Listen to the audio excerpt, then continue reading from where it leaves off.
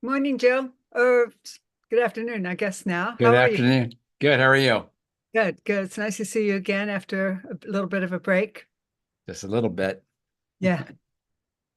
So here's our last episode on Tijuana Manana, the Anxious Iguana. We've gone over lots of information about the book and the accompanying journal and shared lots of tips and little worksheets that will be available on the website once the book comes out, which we're trying to make happen anytime now.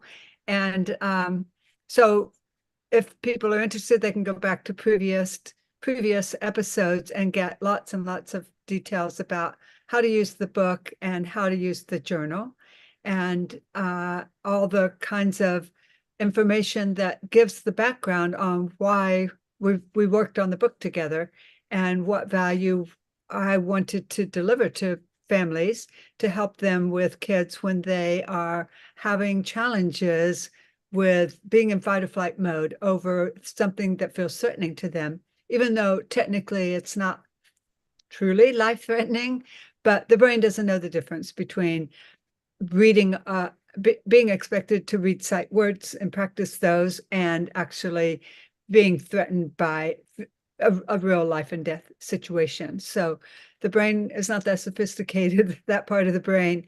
So that was, as we've discussed before, the main idea behind the book is trying to help kids understand that, yeah, your brain's doing these big reactions because it perceives threat. And so it's doing us a favor by jumping in and trying to protect us by running away or hitting or shutting down.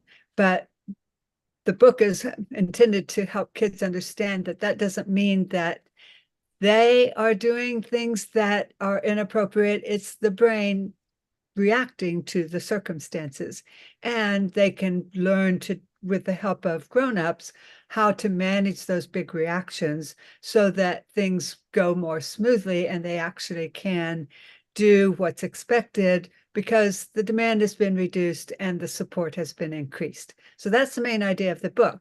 Again, it's tools for the parents, but also understanding for the parents and the kids about what's really going on in the brain. So, um, do you have anything you want to add before we jump in a little bit, Joe? No, I'm good. Okay. So I thought today we could sort of talk about some of the things that parents often ask me about, or things that are very common questions that I see that are concerns for parents.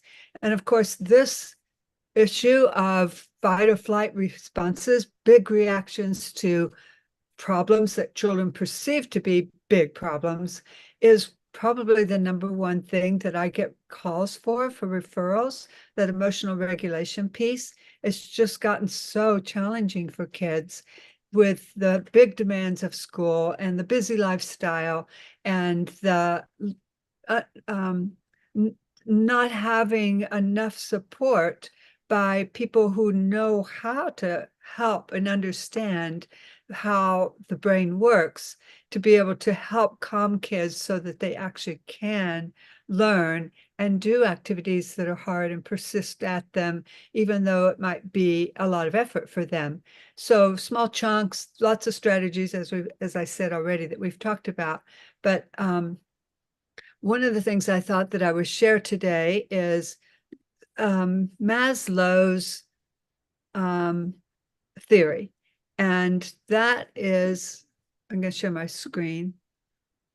This idea here that we are able to, like, we need to start down here at the bottom of the pyramid and work our way up to the top. And that's more like where day in and day out, people are asking kids to perform. So this cognitive level here, like all the worksheets, all the reading, all the expectations in PE and art and all of that, the kids are supposed to be operating here. And there's an assumption that all of at the cognitive level, but the assumption is that all these other sub skills are in place.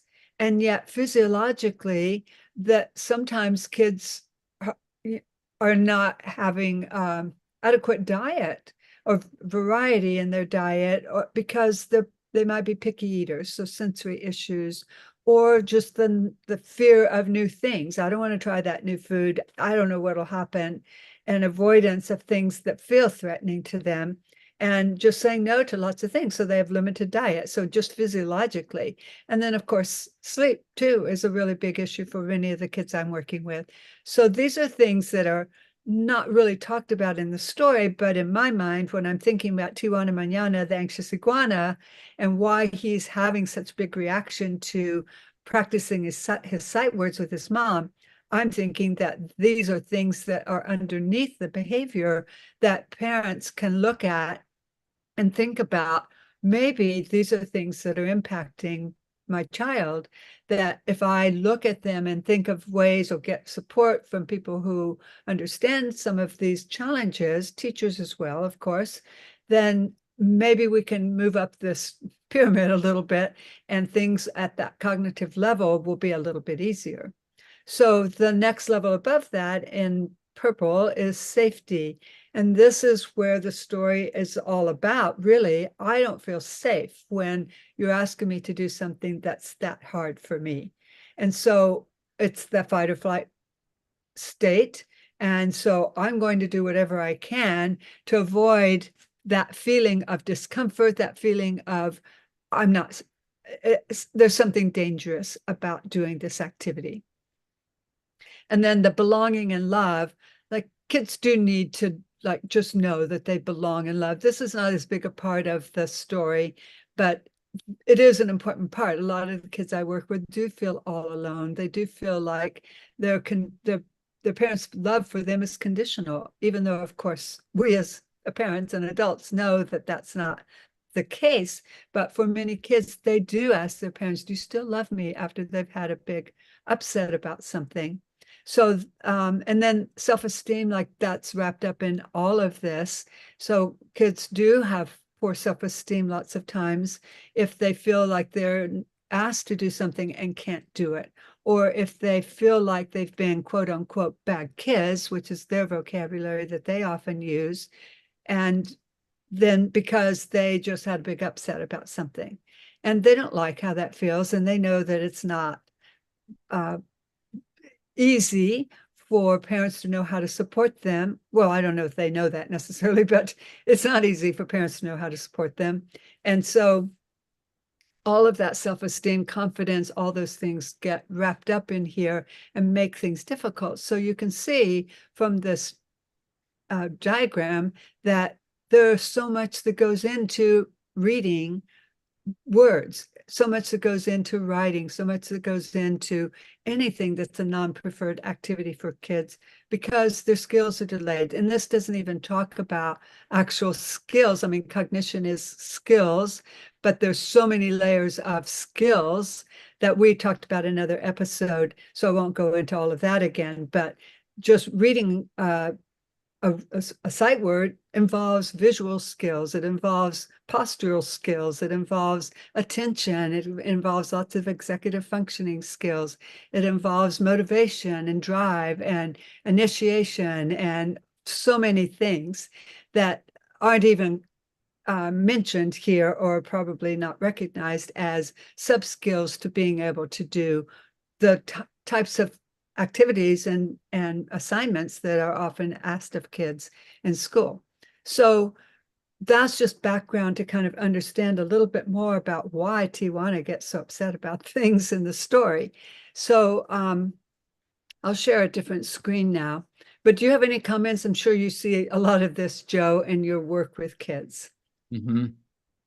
Actually, I was speaking with a one of the counselors from our counseling center, and she was saying pretty much what you and I have been talking about, like what COVID did and how the kids are, there's just something that's just kind of left over from all of that, where they have all of these, they have um, problems with self-control, and they act out, and they're angry and hard to focus. And it just takes a lot of this kind of work to get them back into where they're supposed to be at that age.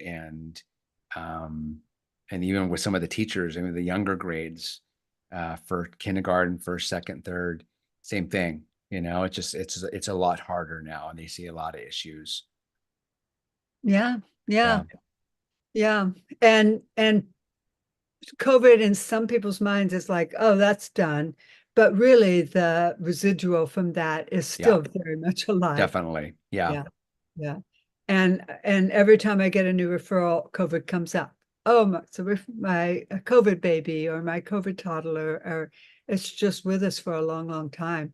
And of course, parents have been affected by it, teachers have been affected by it. We're all stressed by it to some level. So yeah, there's a lot of challenges for kids these days.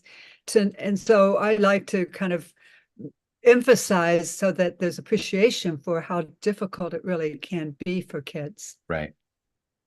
Um, that didn't share right. Hold on.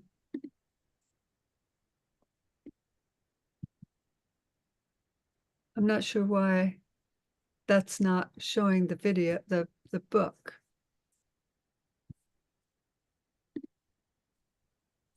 Yeah, it says here that you started screen sharing. Yeah, but it's not coming up with the picture that I wanted to share. Oh, Coming up with something different, even though I click on it. Try again.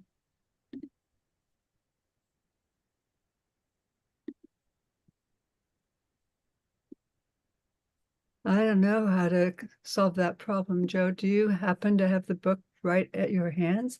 I had it all lined up to share, oh, bummer. Yeah, I do. Let's sharing the see. right thing. We go into iCloud.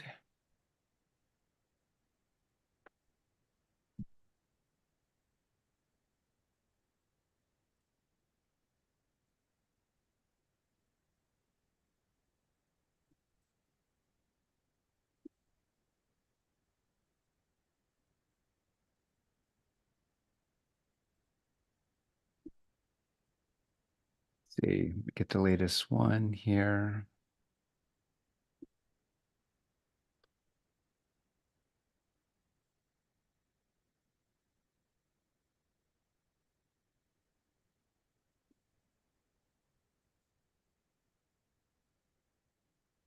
Go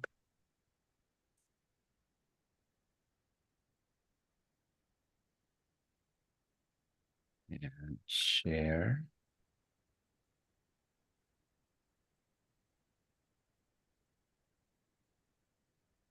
Thank you, Joe. I don't know. That's never happened to me before, so I can't explain what happened.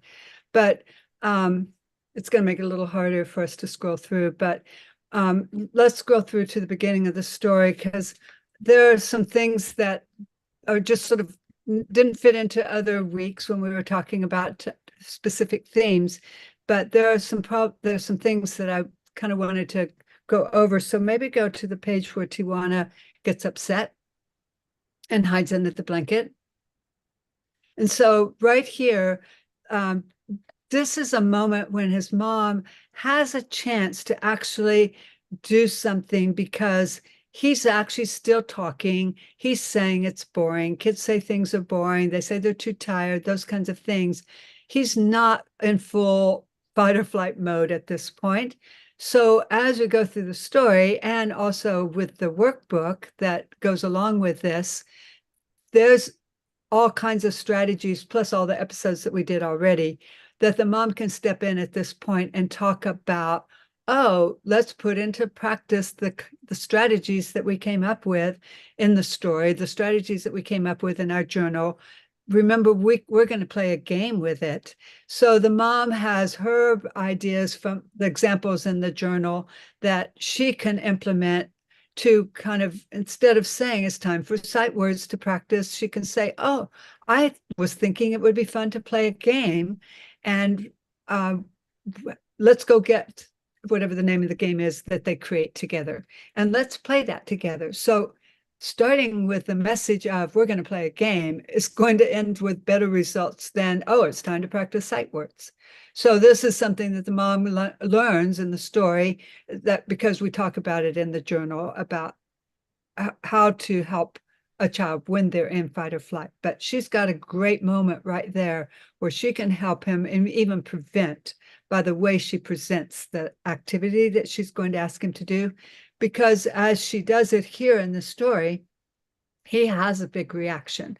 So this is that fight or flight that I was talking about earlier, where he's feeling like it's a really huge threatening problem. And to him, it's real. That's what his brain is telling him. But in reality, the reaction is way bigger than the size of the problem, technically. So she's making the size of, she's trying to get in balance the size of the problem with the size of the reaction by talking about, let's play a game. So it's less likely that it will have the big reaction because she's created the challenge to be smaller by making it something fun. Do you see that at school? I know that you have always done that with the kids that you work with technology, meeting them where they are. Oh, for And sure. yeah, Yeah, and then they will, get stuck. And so then that's where I kind of um, build them up and just encouraging words and making sure like it's just hard for now. It's like, you just got to just make progress. You're not going to be stuck here and just working with them. And then I think a really important part is listening, and just not just, just cast them aside. Just, you'll get it one of these days, but it's like, that's not, I just don't work that way. It's like with the kids, I really want them to make sure, I want to make sure that my big word is ownership. It's like, however long it takes for me to teach them that, I want them to make sure that they, feel confident in going on to the next step, whatever that is. yeah, So, that's great. Yeah, yeah, that makes all the difference, Joe. mhm. Being present with a child, helping them through the difficult moment that's feeling uncomfortable. And what that requires on the part of the adult is for the adult to be in their upstairs brain and be able to be Yeah. patient and know, like just what you said, like I can help them. This is something that is achievable. And how can I, as an adult, make it so that this in the working environment that you have going on together is safe from the child's Mhm. perspective so they can grow and Yeah. learn. I always They, try to make it fun for them. Like yeah, have fun. This isn't supposed to be a something that's going to make you just frustrated wow. and not wanting to do it any longer. One third grade, I noticed a lot of that. And we had this project at school where they make their it's all part of the technology curriculum as far as working with Google apps. And Uh-huh. once they're done, they get their Google license. So Oh, a, and we print out a Google license for them, but there's steps and I think it's over the course of 6 weeks. So they learn how to do Google Docs and Google Slides and Google Sheets. And so they're learning all this as they go along, which is kind of crazy for a third grader to learn I all know, this stuff. But I know. that's just the way it works. It's like they're building it for the next year, and then next year go to the next year. Yeah, So, but just being encouraging and just showing them step by step, so they're all on the same page. Um, it's very rewarding, to see these kids and they're so proud of themselves afterwards, yeah, and they're all different. They're all learning at different paces, but yeah, it's very cool to see how they all kind of rally around each other's and they learn as soon as I teach them. And then they're so quick to, hey, Mr. Bauman, can I show them? I know you're busy with oh, this yeah. student. They want Oh, to jump in and do it. that's So cool. yeah, it's very cool. Well, I think that that's exactly right. That feeling, that's what you're going for. That's part of the story also, and that's part of what happens at the end of the story is that Tijuana feels it inside. It's that intrinsic reward that that we're going for. You want them to do it because they will like how it feels when they accomplish it, and they like it so much that they do want to share it beyond themselves. And that's always my goal. Like, let me help you so you can help others, Yeah. no matter what it is. Right. Social emotional skills as well. Let's get some skills strong for you so that you feel confident enough to teach others, to share those skills with others. Yeah. And again, one of the things that's important is that the parent or the teacher, whoever the adult is in their upstairs brain. They are being able to think through this. How can I help? How can I support? How can I reduce the demand? Just like what you're saying, Joe, because if that parent or the adult is not in their upstairs brain where they're trying to help the child, then you have two people who are in their downstairs brains, which Yeah. is emotional. And children cannot, nobody can be an upstairs brain and downstairs brain at the same time. And one of the ways that shows up a lot is that kids, like the downstairs brain is all the emotions, and it is like life survival. And so if you're trying to run from a saber-toothed tiger, then you don't need to talk to the tiger and say, hey, no, it's cool, dude, it's cool. Don't chase after me. Like that's the upstairs brain. And that part of the brain doesn't need to be active. Your body needs to be ready to run away or shut down and go into that mode or Right. fight. And so what happens a lot of times is the kids do that behavior, and then we as adults say, well, don't forget to use your words. So it just means like that it's not clear. Like, of course, we would rather see them use their words, but when the downstairs brain is operational, the upstairs brain simply can't just jump into the words. So that's why lots of times kids get more overwhelmed when the parents or the teachers are using lots of words, because that's activating the upstairs brain. And if it's too much, it just makes kids even more escalated. And so giving space and helping the child just calm, because in that moment, really, there's not a way to talk a child out of it or anything like that. The brain just has to calm down. So understanding all that about the brain really helps know what strategies to try to use with a child. And having ideas in advance about how should we approach this, starting with mom saying, oh, I have let's go play that game that we played yesterday. Remember, it was really fun and you liked it. And starting there to try to keep that, minimize that chance that the child is going to go into fight or flight mode. And then having a plan like, okay, we're going to work for 5 minutes and then we're going to take a break, or we're going to play 3 games, or we're going to show grandpa what we've done, or whatever the strategies are. That in the end of the story, we show lots of ideas, plus in all of the other episodes that we've done and the handouts that will be on the website, all of that information is available to give ideas so parents and teachers don't have to come up with the ideas all by themselves. There's lots already provided. One of the other things about Tijuana Manana is clearly from the title, we know he's anxious. And that's another thing that I think has been a outcome of COVID, is that anxiety for kids. And it's just so difficult. There's so much fear behind their behaviors. And anxiety is a tough one. If it's hard for people to know how to respond to a child when they feel. Mm-hmm. Really hard to know what to do. And so there is a computer program called gozen.com, and it has like a little video, lots of it's like a program on anxiety. It's actually a good program. I use it with many of the kids. It is just teaching kids what anxiety is and explaining what to do in situations.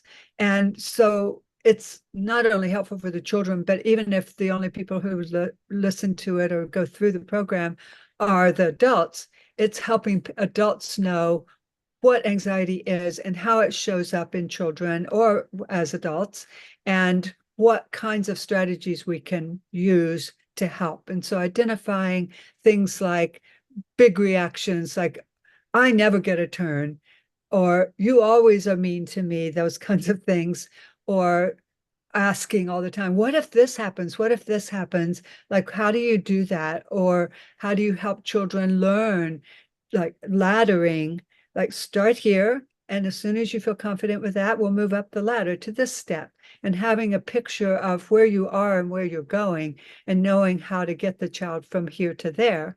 All those kinds of things are talked about in that computer program. So it's an easy thing. Kids like it because it's a video. The age range is a little broad, so some of it I kind of skip over because I don't usually work with teens and some of the issues are teen based, but I kind of skip over those, or just revise it a little bit so that it makes more sense to them. And then some of the issues for the older kids are a little bit immature for the younger kids. But in general, the information is so valuable, it's worth trying to get informed by going through it. And you agreed about the anxiety. And I know that you talked one last time, I think, about your drawing of Tijuana and where that came from. And Yeah. what else are you thinking about? I get a lot of it's funny because I was speaking with someone at school, I believe. No, actually it was no, I take it back. It was my wife's aunt who was visiting us from Nebraska, and she's a former teacher. And we were going through this book and through some of the other books that I've worked on. And what she really picked out was the she really enjoyed all the expressions that I'm able to capture in the characters. Even if it's a car, I'm still able to capture, their Yeah, what they're feeling with, just a little nod of the way that the truck is positioned, or the eyelids, or the mouth position. And it's like I always say, it's like the kids. I learn from the kids, yeah, and I yeah. look at them. I feel like I'm very kind of observant, with body language and facial expressions. I think maybe a lot of it has to do with me not being able to hear very well. So I kind of like to read lips and look at how people are saying certain things, and or how their eyebrows positioned, and but so yeah, I mean, I get a lot of the ideas from kids. And when we were doing this book, I went back to a junior hire, and this is a few years ago, and she was having an anxiety attack, and just her body language and the way she was positioned is the cover of the book. Hmm. And sad, and but it's I think it captures what anxiety kind of at its extreme. Yeah, What does that look like? yeah. Because yeah, a lot of people don't know what anxiety looks like, and it's Hmm. it's kind of frightening to really see not only kids with adults. Like my Yeah, mom, she yeah. has panic attacks, and it's the once you get to that point, it's hard to get them off that edge, Hmm. to get back to a calm place again. Hmm. So it takes a while. So yeah, anxiety attacks is very challenging. Fortunately, Tijuana doesn't have those in the story, so Yeah, we've got some room for him to learn and grow about that because his yeah, mom knows what to do. And uh, another kind of thing that comes up a lot with the therapy that I do with kids on an individual basis or in social skills groups is just the the busyness of the daily life. And kids are doing two sports at once and doing birthday parties on the weekends and family events, and there's so much going on, and kids are kind of short on sleep a lot of times, and so the demands are high on them. And again, like I said already, like knowing how to support them, like there's not enough education out there on ways to support kids who are struggling, like Tijuana or Joseph in our other book, Mission Control: A Big Feelings Adventure. So that's really why I wanted to write the books, because I can help parents one-on-one in my practice, but I want to help more than one-on-one. So not only do I want to have the book as a way that teaches parents things by modeling in the stories, but also help kids learn that there are the characters in the book are similar to them. They also struggle in the same way and come out with a good ending to the story, a message of hope, a message of promise that I can do that. It's not that easy, but with the support of an adult who knows how to do that, it can be easier for me tomorrow. And I'm ready to go to bed, start up again tomorrow, and ready to go again to take on the day's challenges. So that's what I'm wanting to have as an outcome from the story as well. Hope for families and ways to help build healthy families so that everything is just a little bit easier for them. So again, in some of the information from previous episodes and information on the website, so many strategies of ways to reduce the demands on kids, increase the support for them, make changes that can be made environmentally, and ways that parents can uh, get their own, find their own calm so that they are able to be available to their children in those difficult moments. So those are sort of some of the topics that I think we didn't really cover that much before. And I just wanted to throw them out today as extras, because I know those are things that are often questions that parents have. So did you want to add anything else? Maybe scroll through the pages and see if anything else triggers your memories or mine about something to share? Yeah, let's see. Um, Oh, and like you said, Joe, like the expressions, yes, it says it all. And that's what kids relate to. yeah, it's I think what I wanted to capture in this book is different artistic styles based on who it is that's thinking.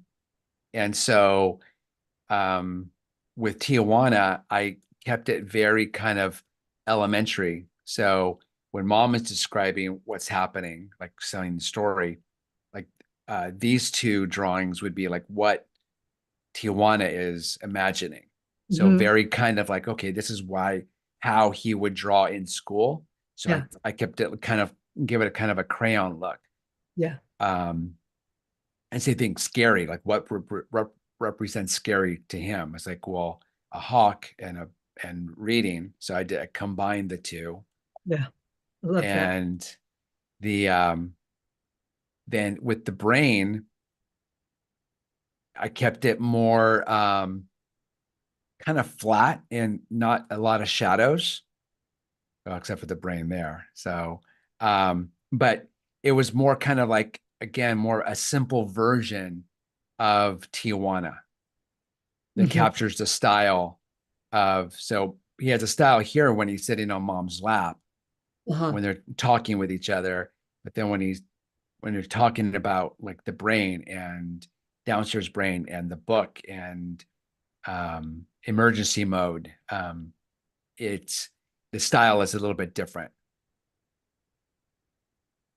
And again, so like with the crab, he's thinking about school Hmm. and uh Krabby's mom and Krabby. And so I wanted to again, get that crayon type look again. Yeah.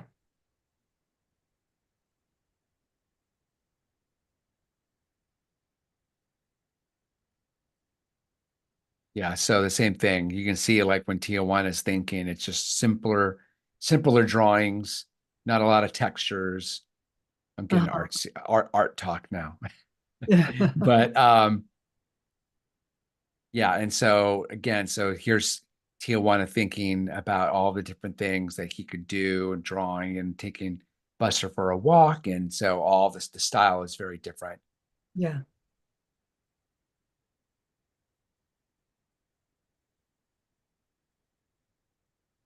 There's so many layers to all of this, and I love Yeah. that sharing your perspective from art, from your art. Yeah. And all the people that I really draw a lot of ideas too from everyone that I used to work with at DreamWorks, just seeing how they work and how they draw.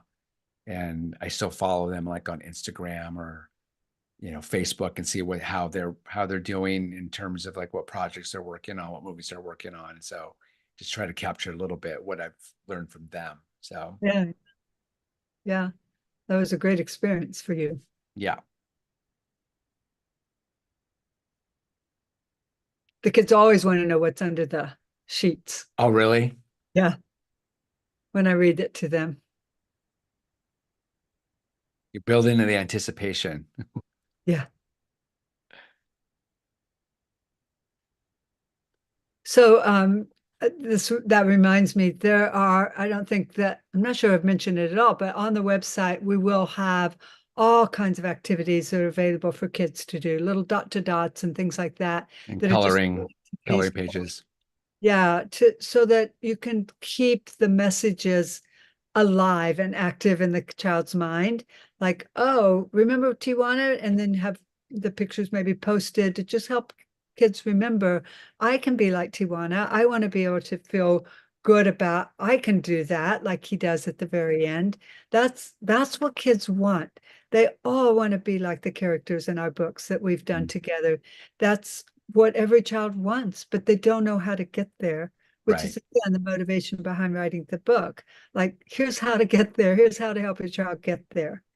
Here's belief in yourself. Here's what your future self can look like. Right.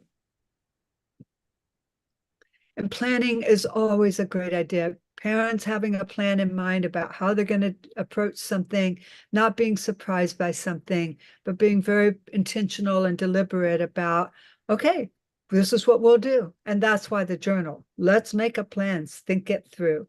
Because not everyone knows how to think through step by step, like, what should I do? So I've provided that in the journal, like, fill in the blanks. That these are, I'm Mm. guiding you, what will work for you and your family. Yeah, like providing a template Yeah. so that in the future, if they do this, um, they could, again, it's like something that they can take with them to the next step. If they start journaling just on a blank piece of paper, Hmm. almost kind of like having a sketchbook Hmm. and jotting down ideas, which I do sometimes. I know people that are just other artists that are just so persistent on having a sketchbook with them all the time. It's like, well, I'm not there yet, but I want to think I would like to get there, but I keep things in my head. Yeah. Yeah. But um, yeah, it's a starting point, with having the journal. Yeah. And it's not just for reading.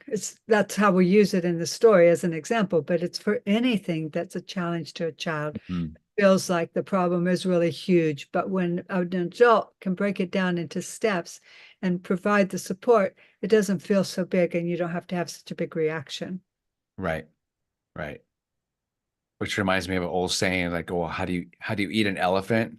Oh, One bite at a time." So it's like yeah. you just start small, Yeah. and Yeah. Take the first step. yep. Okay, so there he is. That's the intrinsic feeling that we're going for. Like, the adults can lead a child to this. And Mm. we've tried to provide through the story and all of the other things that we've talked about in the other episodes and what's on the website. The this is what can we're going for. This look with kids. And you just captured it great, because kids don't know how to express that with words. And kind of the only word that they know is proud. But this is more than proud in this picture, you know? Like Kids do, joyful. yeah, joyful. Like, look at me, look what I did. I But you're love, building their self-esteem that way too, yeah. which I see a lot of kids, when you hear them talk sometimes, it's like don't talk about yourself that way. Oh, yeah. It's like you gotta think higher, and don't, and unless they have a parent that doesn't really like, um, what's the word? It's like, give them credit for what they're doing or building that up. It's sometimes I don't think parents know how to do that. Yeah. And they're not noticing this is a great opportunity to say something, Yeah. which is so encouraging, and it makes kids want to repeat it. They Hmm. want that recognition, acknowledgement for the effort they've put in. Right. And there he is. So we changed his name from Tijuana Manana, to okay, I'm ready. I can do this. And it's so great to feel that way. And the look on his face that you drew is perfect. And he's remembering the struggles that he had and how he got there. And okay, let's go. And everything that was scary in the beginning that he didn't know anything about upstairs brain, downstairs brain. He didn't know it could be fun and that he could do it and that it was easy. And so where there's that arc, like all the stuff that was scary in the beginning of the book, well, now he's got the happy book. So he's okay with that now. And upstairs brain and downstairs brain are there working together, and the connection between the two, it can be fun. He can do it, and it's easy. Yeah. So yeah. Yeah, it's a great summary, Joe. Thank you. So, anything else? I think I've said everything that I can think of to share. Yeah. I'm good. Okay, great, great. Well, thank you again for doing all of these episodes together, Joe. It was really Yep. fun. Yeah. Lots of fun. I love having your perspective on things. Well, thank you. I appreciate it. Okay, thank you. I guess we can stop sharing the screen too. Oh, that's right. There we go.